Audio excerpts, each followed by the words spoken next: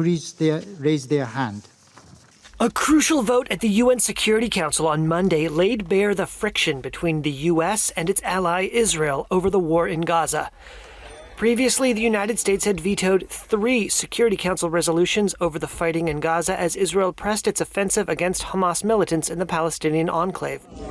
But as civilian deaths continued to climb and the humanitarian situation deepened into deadly famine, U.S. President Joe Biden began to press Israel to reach a truce that would allow food and medicine to reach the more than 2 million civilians trapped in Gaza. When the latest resolution calling for an immediate ceasefire went before the Security Council, Those against. The U.S. envoy didn't vote no. Abstention. She abstained. The draft resolution has been adopted. The chamber erupted into applause as the measure passed.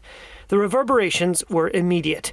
Israeli Prime Minister Benjamin Netanyahu canceled a planned delegation to Washington that had been requested by the White House.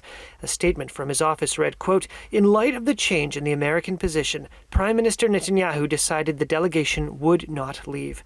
The Biden administration had asked to meet with Israeli security officials about a planned offensive in the city of Rafah, where Netanyahu has pledged to eliminate remaining Hamas brigades. More than 1 million civilians have sought shelter in Rafah, and humanitarian groups have warned turning the city into a war zone would turn a humanitarian disaster into an even greater catastrophe.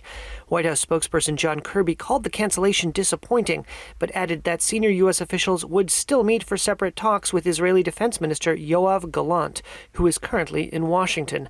The diplomatic dust-up between Washington and Jerusalem comes as Israel on Monday announced it would no longer cooperate with UNRWA, the United Nations agency tasked with delivering aid and social services to Palestinians in Gaza. UNRWA are part of the problem. Israeli spokesperson David Mercer accused UNRWA of being, quote, part of the problem. Totally unacceptable. That was met with unvarnished outrage from UN Secretary General Antonio Guterres.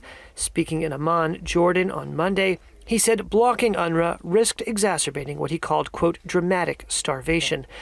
Israel has asserted its operation in Gaza is defensive after Hamas fighters killed 1,200 people in an October 7th rampage in Israel and took more than 200 hostages. Palestinian health officials say more than 32,000 Palestinians have been killed in 5 months of war.